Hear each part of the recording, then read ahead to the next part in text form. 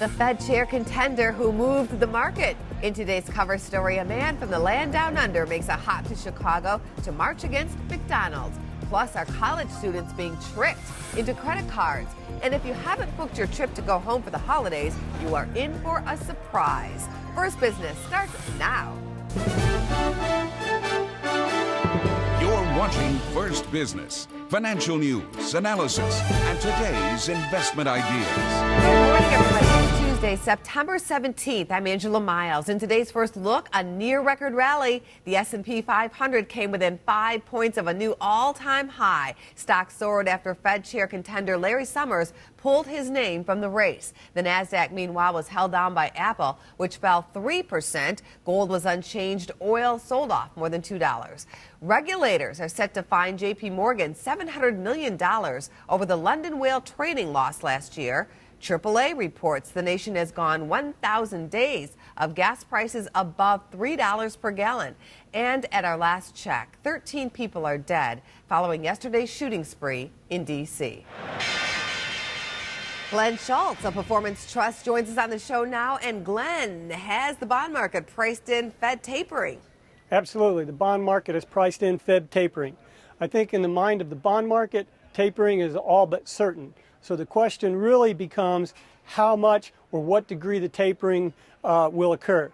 Right now, people are probably pricing in something between a $15 to $20 billion reduction in the Fed's purchase program. Right now, the Federal Reserve is purchasing about $80 billion a month in assets. So we're really looking at something like a 25% reduction in the tapering program in terms of volume. So we'll see what the Fed has to say when the rate setting meeting ends on Wednesday. Yesterday, we had a big rally in the market as Larry Summers withdrew his name from contention as the next Fed chair.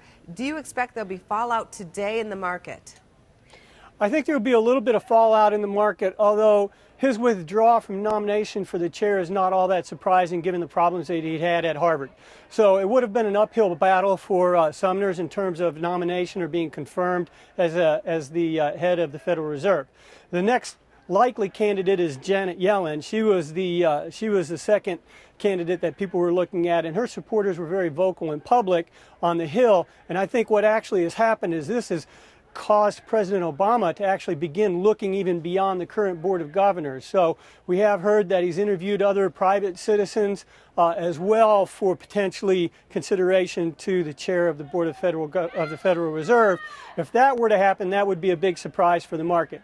Right now, it looks like the odds-on favorite is Janet Yellen, but there is the outside likelihood that it could be somebody that's not currently sitting on the Board of Governors. Glenn, thank you for that update. Former Treasury Secretary Larry Summers anticipated what he called an acrimonious confirmation process as he withdrew his name from consideration for chairmanship of the Federal Reserve. Money managers we spoke with say it boosts Vice Chair Janet Yellen's chances and may signal a greater likelihood that tapering may happen more gradually than it might have under Summers' leadership. The market responded favorably to it in the sense that we might see continued steady hand of Bernanke-type policies. I think the bottom line for this is that the Federal Reserve, whoever is nominated, is going to remain very easy for a very, very long period of time. So even if they announce some tapering this week, it's not going to be much. Observers say Larry Summers' role in deregulation of financial markets and support of a scaled-back economic stimulus package led to anticipated conflict with Democrats as much as with Republicans. 5 years after the collapse of Lehman Brothers, President Obama is reminding Americans how far the country has come and how much farther it still needs to go. Speaking from the White House on Monday, the president recalled the stock market plunged, banks stopped lending, and car companies flatlined. But the government was quick to save the auto industry, rescue banks, and create new laws protecting consumers from financial scams. The president says during the past few years, 7.5 million jobs have been added. The financial system is safer and more goods are made in America. Now he says it's time for Congress to stop threatening to shut down the government and pay its bills by raising the debt ceiling. After all the progress that we've made over these last 4.5 years, the idea of reversing that progress because of an unwillingness to compromise or because of some ideological agenda is the height of irresponsibility. GOP lawmakers criticized the president for his comments on the same day as the D.C. shooting. The gap is growing wider between America's highest and lowest income families. The latest stats show that unemployment rate is 21% for households with incomes less than $20,000. Families living on incomes of $150,000 per year have an unemployment rate of 3.2%. While pushing his agenda to build up the middle class, President Obama notes that the middle and lower classes have not seen wage or income growth. The highly anticipated UN report on Syria is out, and it cites, quote, clear and convincing evidence of a chemical attack on the people. Rockets loaded with sarin gas were used on a relatively large scale, according to the report, although it stopped short of saying which side was responsible. This follows a busy weekend of diplomacy that ended with Secretary of State John Kerry and his Russian counterpart Sergei Lavrov reaching an agreement on how to dismantle Syria's chemical weapons program. The agreement averts a U.S. attack on the country. In our cover story, it takes a lot for a proposed fast food franchise to annoy a community, but to get residents to fly nearly 10,000 miles to face corporate executives raises the level of displeasure beyond supersized proportions. Gary Muratori lives in a suburb of Melbourne, Australia called Tacoma. It's slated to get a McDonald's franchise despite a majority of local citizens, who call it Macca's, say they don't want it there. To protest, he taped little signs of 30 inflatable kangaroos and propped them up in front of Chicago's largest McDonald's to make his point. What's your interest in this? I live 400 metres from it. I'm concerned about litter. I'm concerned about traffic. It's at a point in the road where the road narrows from 2 lanes to 1. The McDonald's, denounced by Muratori and 93,000 others who've signed petitions in opposition, would be near the entrance to a national park and across the street from an elementary school and a preschool. I don't believe in blatant marketing to children while they're at school. But what got their Trans-Pacific anger up most of all was after the town council rejected McDonald's proposal unanimously. The corporation went over their heads, cleared the land, and got approval from regional officials, said to be pro-business, to build it anyway. Passers-by who saw the little kangaroos seem to agree that was wrong. I think that it's obviously something very important to them, and I think that because they have come this far, that they should listen to what they have to say, should meet with them. McDonald's denied our request for an interview and issued this statement. McDonald's Australia has followed due process every step of the way to build a family restaurant on a highway that already houses a number of food and service outlets.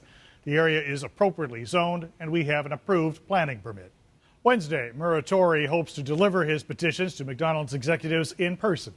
Boeing's Dreamliner jets are running into more problems. Norwegian Air Shuttle is dealing with a technical issue in a hydraulic pump on one of its 787s. The airline grounded its 2 Dreamliners earlier this month for brake and power issues.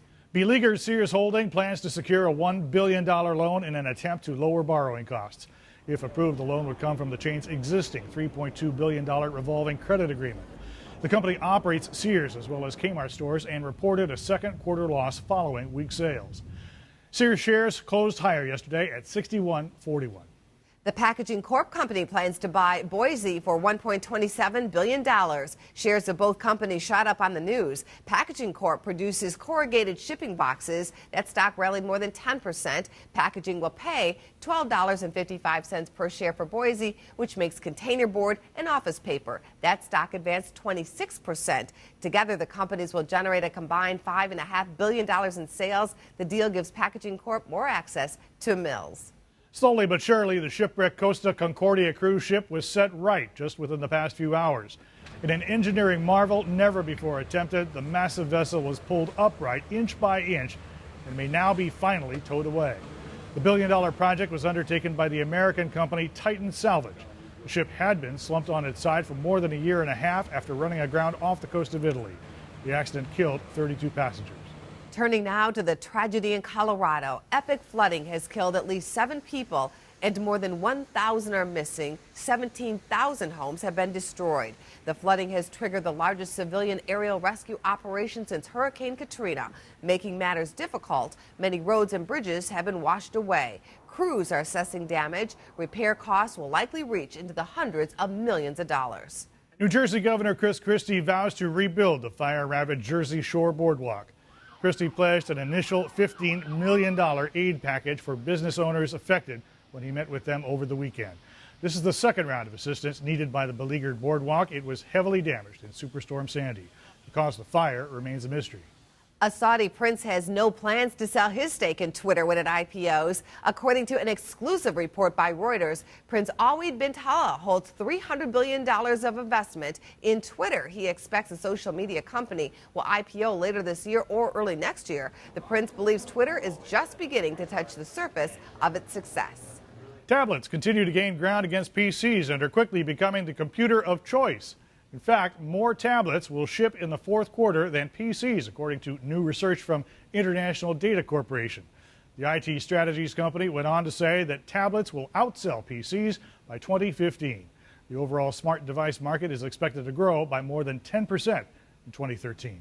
A tech titan tops the list of wealthy Americans. Bill Gates, the founder of Microsoft, is listed by Forbes as the richest of the rich. His wealth climbed 19% last year to $2 trillion.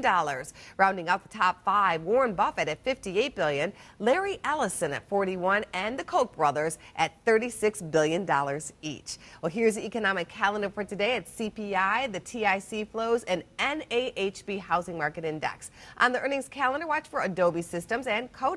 Still to come, it could be the next credit crisis, how college students are lured in by low interest rates that don't always last, plus how to get the upper hand on flying home for the holidays this year, and why the U.S. Airways American Airlines deal is grounding ticket price hikes. We'll be right back.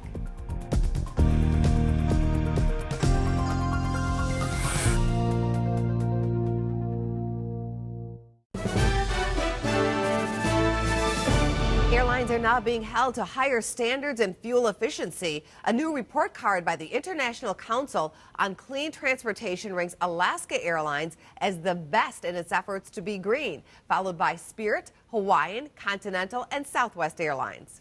The federal fight against the American Airlines U.S. Airways merger could be good for bargain hunters. The U.S. Department of Justice filed a lawsuit against the mega merger, saying it would cut competition and bring on higher fares. But at least until the lawsuit is settled, the two airlines don't plan to hike rates. The DOJ hearing is set for late November. Early birds are likely to get the best deals on traveling home for the holidays. Jennifer Waters of MarketWatch.com is here with the details. And Jen, isn't this earlier than normal? Well, if you've been watching the ticket prices, no, not really. Because we've got some people, like, and I talked to the CEO of CheapAir.com, and he's been watching those prices since May. And he said he's seen this kind of, if you look at a graph, you've seen this kind of, it goes up, and then it took a couple dips about 2 weeks ago, and now it's just very steadily going back up. Are planes filling up that quickly? Well, here's the thing. You got to remember that as many planes are in the air today are going to be the same amount in the air on the day before Thanksgiving. But think about how many more people are going to be traveling then. So yeah, they'll fill up really fast, and because we have about 20% less capacity than we did 2 or 3 years ago, you know, I mean, I have not ever flown on the holidays because I know it's crazy. It's just a madhouse, and it's just, you know, and gosh, if there's any weather issues at all, then it's really crazy. Is there any chance if you wait to the last minute you could score a deal? There's always that chance, but I think you'd really be rolling the dice on it. You know, the best bet, too, is that you might want to look at just when you're flying. You know, if you know not to fly the day before Thanksgiving. You know not to fly that Sunday afterwards. Remember, Christmas this year is on a Wednesday, so all the kids will be coming out of school on that Friday. Don't fly on that day. You might even think of the actual holiday itself to fly, because then you might find some deals then. I am hearing, though, now is a great time to sign up for a trip to Europe over the holidays. Yes. Europe is like, because everybody, and particularly Thanksgiving, because everybody is not going to Europe. There's no business travel to Europe. There's no real, not much pleasure travel to Europe. Europeans aren't coming over here because they know it's really expensive and everybody's on holiday. So you can get some really, really good flights. And one of the agents I talked to, Tom Parsons from BestFares.com, he said his favorite is what he calls the double whammy of Turkey, and it's a round trip flight for about $589 from New York to Istanbul. So, well, thank you for bringing that to us. Nice. You get to go to Turkey or for Turkey. On Thanksgiving, On no Thanksgiving, less. yeah. Thanks for coming in. My pleasure. Hello Kitty jets hit the U.S. this week. Taiwan-based EVA Air will start 3 regular flights between Los Angeles and Taipei on Boeing jets painted with a Hello Kitty motif. The iconic cartoon will be featured on airplane pillow covers, hand soap, tissues, and flight attendant uniforms. Future. Coming up, Bill Mahler gives us an education on credit cards for college students and what traders say is likely to follow yesterday's breakout rally. Stick around for Chart Talk.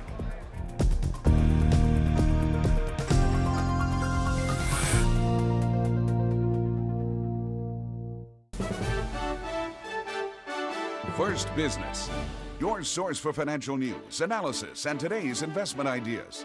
Coming to you daily from Chicago's trading floors, First Business offers a preview of the day's market action, trends in money, and timely consumer news. Don't be left behind. Get your daily dose of the leading financial news stories every morning.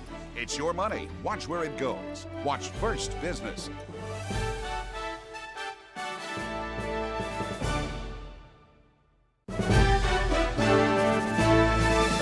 What age group do you suppose is the most vulnerable to abusing credit cards? Well, it very well may be college students. They go on spending binges. They really haven't developed any kind of credit management discipline. They should probably have low interest rate cards, right? Well, Credit.com just listed the best student credit cards out there. Jerry Detweiler is Director of Consumer Education for this rating service. And Jerry, how important is it to get that first card right? It's very important because with your first card, you're establishing your credit history, and the longer you've held the card, the better for your credit rating. Is it all about the interest rate? Is that the most important thing?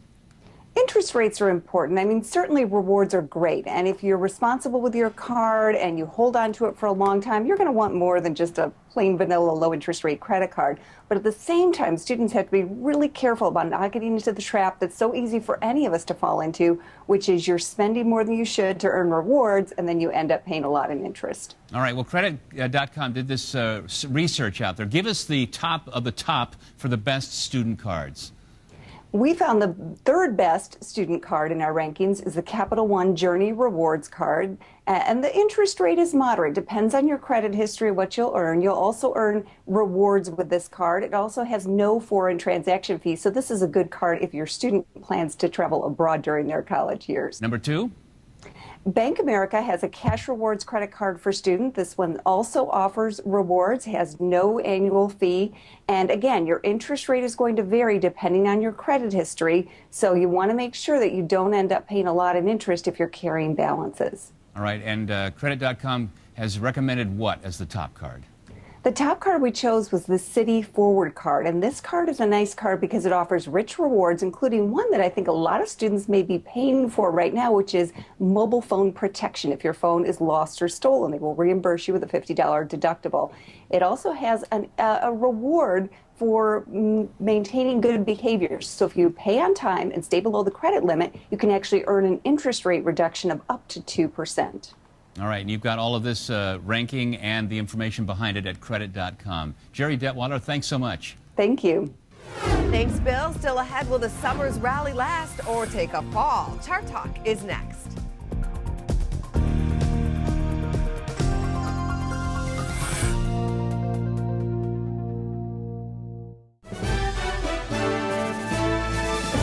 Lichtenstein of TradersAudio.com joins us on the show now for Chart Talk. Ben, all day yesterday, traders were calling it the summer's rally. Will it continue today?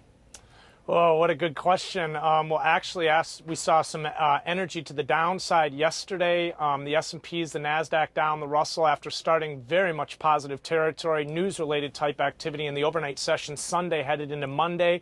Again, high energy activity. For the most part, a trend to the downside. There were some divergences throughout the day that developed, but if you take a look, there were multiple major markets that were basically retracing all the movement that they saw on the Sunday night headed into Monday morning session.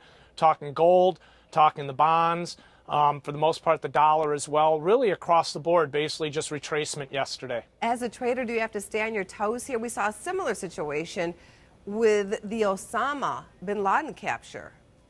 Sure. I mean, you usually see that type of activity, or put it this way, it's fairly typical in terms of news-related activity. You see that high-energy reaction type trade, and then for the most part, as the dust settles and traders start to realize that nothing's really changed, for the most part, the real focus this week is on the FOMC meeting, but we get report on Wednesday, and then we're really just waiting to find out if the Fed's going to mention taper or not, and for the most part, I think the market has a slight taper factored in. Thank you, Ben. We will be watching. Thank you. Coming up next time on First Business, activist shareholders have held a tight grip on JCPenney, Herbalife, and Apple during the past year. Are they villains just trying to get their way, or are they heroes rescuing stocks? Find out tomorrow. From all of us at First Business, have a good day. In D.C., our thoughts are with you.